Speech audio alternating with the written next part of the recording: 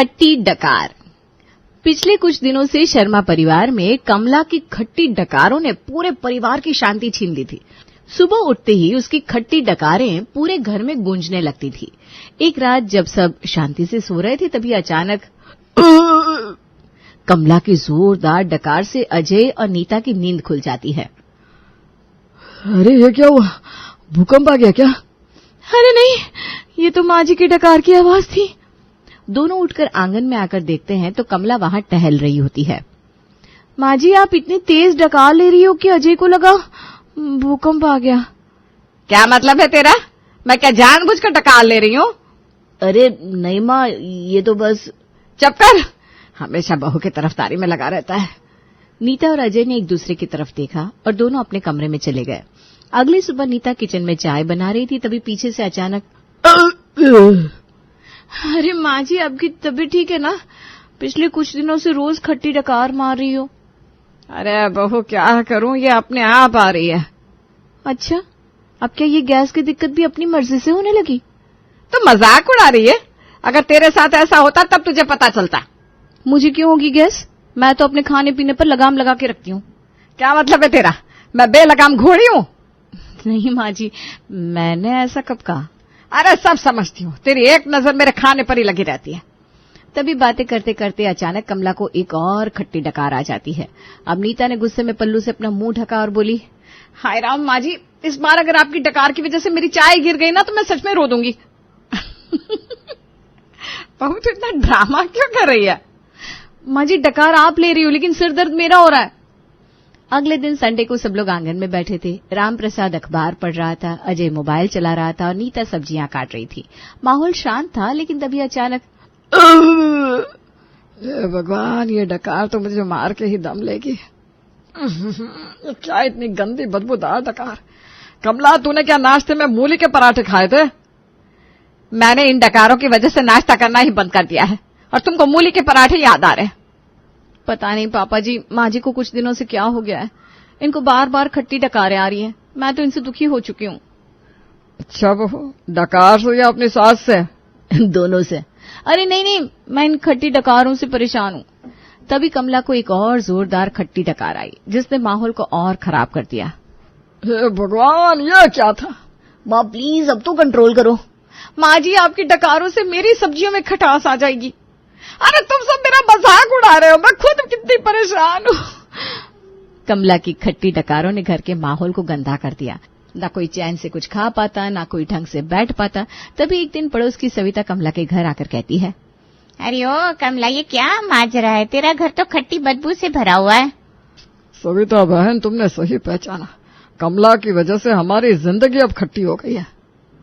अरे राम प्रसाद भैया, ज्यादा डकार आना सही नहीं होता और तुम लोग इसको हल्के में ना लो।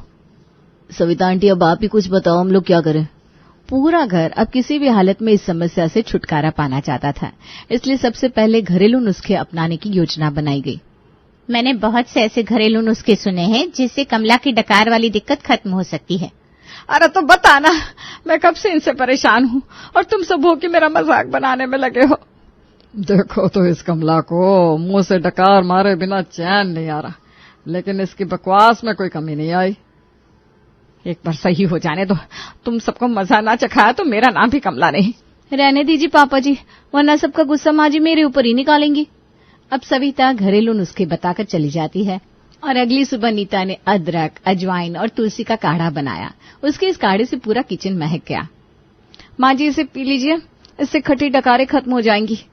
अरे बहू, ये तूने क्या जहर बना कर दे दिया। इससे डकार का तो पता नहीं, मैं जरूर खत्म हो जाऊंगी। माँ, काढ़ा ही तो है, पी लो ना। पहले तुम दोनों पीकर दिखाओ, फिर मैं सोचूंगी। देखो बच्चों, तुम्हारी माँ ऐसी है कि हम तो मरेंगे जानी, लेकिन तुमको भी साथ लेकर जाएंगे। नीता और अजय ने हंसते हुए खुद भी एक घूंट पी लिया। ये भगवान, नीता तुमने ये क्या बनाया है? ये जो भी बना है, लेकिन माँ जी को आराम मिलेगा इससे। अब कमला ने बड़ी हिम्मत से काढ़े का एक घूंट लिया, लेकिन काढ़ा पीते ही वो चिल्लाने लगी, ये क्या बनाया है तूने बहू? काढ़ा पीते ही कमला का पूरा चेहरा ऐंठ गया और उसकी आंखें चौड़ी हो गई। बहू, ये क्या बना दिया? इसे पीकर तो मेरी जीभ ही सुन्न हो गई। माँ जी आपने इसको पी लिया ना, अब ये काढ़ा आपको कितना आराम देगा, देखिएगा आप। अरे कहीं जिंदगी भर का आराम ना दे दे ये काढ़ा मुझे। तभी कमला को फिर से एक जोरदार खट्टी डकार आई और पूरा कमरा खट्टे अचार के महक से भर गया। भगवान, ये तो और बढ़ गई। कोई जल्दी जाकर रूम फ्रेशनर लाओ भाई। अरे ये काढ़ा पीने से डकारें कम होनी चाहिए थी, ये तो और भयानक हो गई। पूरा घर डकार आने से डरने लग गया, क्योंकि डकार बहुत ही बदबूदार आ रही थी। अब तो काढ़े से भी कोई फायदा होता नहीं दिख रहा था। रात को नीता सोचते हुए अजय से बोली, अजय, कल मैंने वीडियो में देखा था कि योग करने से पाचन क्रिया ठीक हो जाती है। अरे लेकिन डकार आने का पाचन क्रिया से क्या लेना देना? अरे यार, जब पाचन क्रिया सही होगी तो डकार आना अपने आप सही हो जाएगी ना। अच्छा तो ठीक है, फिर कल से माँ को रोज सुबह योग करवाएंगे। और अब अगले दिन नीता और अजय ने राम प्रसाद को ये बताया। सबने सोचा कि योग से कुछ फायदा हो सकता है, तो वो कमला के पास गए। माँ, हमें सुबह सुबह योग और प्राणायाम करना होगा। इस उम्र में योग? नहीं, मुझसे नहीं होगा। माँ जी, जबरदस्ती करना पड़ेगा। खट्टी डकारों से आराम चाहिए कि नहीं? हाँ, नहीं तो पड़ोसियों को भी खट्टी डकारें झेलनी पड़ेंगी। मैं सब समझती हूँ, बहू को मौका मिल गया है अब मुझे परेशान करने का, इसीलिए ये सारे एक्सपेरिमेंट मेरे ऊपर कर रही है ना। तुम्हारे ड्रामे तो खत्म ही नहीं होते। हम सब तो तुम्हारी भलाई के बारे में सोच रहे हैं और तुम उल्टा सबको ताना मार रही हो। अब सबके कहने पर कमला योग के लिए मान गई। अगली सुबह पूरे घर में योग का माहौल था। कमला पद्मासन में बैठ गई। अजय और नीता ने उसे अनुलोम विलोम सिखाया। चलो माँ जी, लंबी सांस लो, हाँ, और फिर छोड़ो। पता है मुझे। अचानक उसे एक जोरदार छींक आई, जिससे उसका पूरा बैलेंस बिगड़ गया और कमला धड़ाम से नीचे गिर गई। लगता है योग से पेट का नहीं, कमर का इलाज हो जाएगा। अरे माँ जी, आपका वजन तो सच में बहुत बढ़ गया है। अब कुछ दिन कमला को सब ऐसे ही योग करवाने लगे, जिससे उसे थोड़ा फायदा हुआ। एक दिन योग करते हुए, बस अब मैं और नहीं कर सकती, मेरे कमर में बहुत दर्द हो रहा है। अरे माँ जी, एक बार बस, लास्ट। नहीं बहू, अब मुझे बख्श दे, मुझसे नहीं होगा अब। लेकिन तभी कमला को एक लंबी खट्टी डकार आई। माँ, ये तो उल्टा हो गया, न योग काम आया, न प्राणायाम और न ही काढ़ा। अब क्या करें? अब मुझे लगता है डॉक्टर को दिखाना चाहिए। हाँ, पापा जी सही कह रहे हैं। अब परिवार पूरी तरह परेशान हो चुका था। सबने मिलकर डॉक्टर वर्मा के पास जाने का फैसला किया। सब उनके क्लिनिक पहुंच गए। डॉक्टर ने चेक करके कहा, अरे भाभी जी, ये खट्टी डकारें तो मोहल्ले में आपकी पहचान बन गई है। डॉक्टर साहब मजाक नहीं करिए, इलाज बताइए, मैं अब डकारों से परेशान हो चुकी हूँ। ठीक है, परेशान मत हो।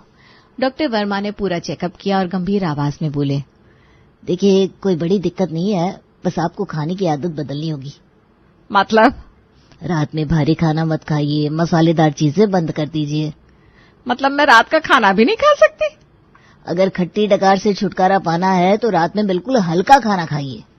कमला का चेहरा उतर गया। तो आप ये कह रहे हैं कि मैं राजमा, चावल, छोले, भटूरे, भरवा, पराठे को अलविदा कह दूं? जी हाँ, अब से आप हल्का और पौष्टिक खाना खाएंगी, तभी तो आप कुछ दिन में ठीक हो जाएंगी। लेकिन जैसे कमला ने सिर हिलाया, एक तेज खट्टी डकार आई और डॉक्टर भी नाक बंद करके पीछे हट गए। हे भगवान, क्या है ये भाभी, मेरे नाक के सारे बाल जल गए। वही तो डॉक्टर साहब, जल्दी इलाज करना होगा, वरना पूरे मोहल्ले में मेरी कमला फेमस हो जाएगी। डॉक्टर, जल्दी से कोई दवाई दे दो, माँ की हालत मुझसे देखी नहीं जाती। देखिए, दवाई से कुछ नहीं होगा जब तक ये परहेज नहीं करेंगी। कमला दवाई खाने लगी, लेकिन कुछ दिन में ही सबको पता चल गया कि दवाई से भी कोई फायदा नहीं हो रहा। मुझे तो कोई फायदा नहीं दिखता। हाँ पापा, पता नहीं कौन सी दवाई दी है डॉक्टर ने, माँ की डकारें तो अब भी बंद नहीं हुई। हे भगवान, अब तेरा ही सहारा है, जल्दी से हमारी माँ जी को इस बीमारी से छुटकारा दिलवा दो। हे भगवान, हे राम, बचाओ मुझे, ये डकारे तो मुझे मार के दम लेंगे। अब फैमिली के सारे उपाय फेल हो चुके थे, न तो काढ़ा काम आया, न योग, और डॉक्टर की सलाह भी कोई खास असर नहीं कर रही थी। पूरा घर परेशान था, क्योंकि खट्टी डकारें तो अब भी लगातार आ रही थी। तभी पड़ोसन सविता कमला को देखने आई और फुसफुसाते हुए बोली, कमला, तुम्हारी ये खट्टी डकारें आम नहीं है। तो क्या है? लगता है कोई तुम पर टोना टोटका करके गया है, नजर लग गई है तुम्हें। हे भगवान, अब ये नया पचड़ा। तो हम क्या करें सविता आंटी? अब सबको लगने लगा कि शायद सविता सही कह रही है, इसलिए राम प्रसाद ने तुरंत एक प्रसिद्ध पंडित जी को बुलवाया। इस घर पर किसी ने काला जादू कर दिया है। क्या? काला जादू? तो इसका मतलब मेरी खट्टी डकारें भूत प्रेत के कारण आ रही है? जी बिल्कुल, किसी को तुम्हारी खुशहाल जिंदगी से जलन हो गई है। कौन होगा ऐसा? शायद पड़ोसी पांडे जी या फिर दूर के रिश्तेदार। वो लोग हमेशा हमसे जलते हैं। पापा, जलन उनकी तरफ से नहीं, हमारी तरफ से होनी चाहिए। उनके पास तो पहले से सब कुछ है। पंडित जी ने घर के कोनों में मंत्र पढ़े, हवन करवाया और सारी पूजा करने के बाद कहा, अब इस परेशानी से छुटकारा पाने के लिए विशेष पूजा करनी होगी, जिसमें 5100 रुपया लगेंगे। इतनी महंगी पूजा? लगता है पंडित जी 5 स्टार वाली पूजा करेंगे। उधर कमला की खट्टी डकारे रुकने का नाम नहीं ले रही थी, तो पूजा करवाई गई। पूरा घर धुएं से भर गया। किसी की आंखों में पानी आ रहा था, कोई खांस रहा था और फिर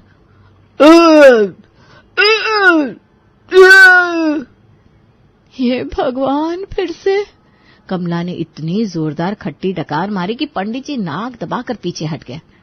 ए भगवान, ये तो तंत्र मंत्र से भी नहीं रुकी। अरे पंडित जी, 5100 की पूजा भी काम नहीं आई। ये काली शक्ति मेरे बस में नहीं आएगी। चलो भागो, वरना ये शक्ति हमको भी नष्ट कर देगी। अरे पंडित जी!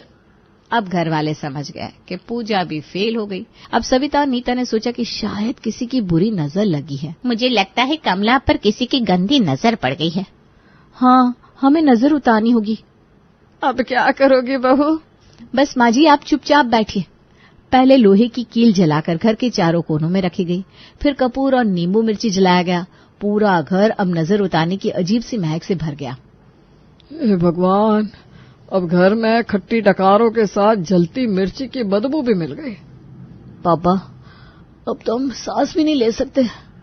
सब लोग उम्मीद से कमला की तरफ देखने लगे कि बस शायद ये तरीका काम कर गया है, लेकिन तभी कमला ने फिर इतनी जोरदार खट्टी डकारे ली कि पूरा कमरा फिर से महक उठा। अरे, डकारे कम होने की जगह और बढ़ गई। कमला, मैं तो चली अपने घर। भगवान बचाए ऐसी बला से। राम राम राम राम राम राम राम राम राम। हे भगवान, अब मैं क्या करूं? अब तो पूरा परिवार हार मान चुका था। अब तो बस भगवान ही बचाएंगे हमें इस मुसीबत से। पापा, अब क्या होगा?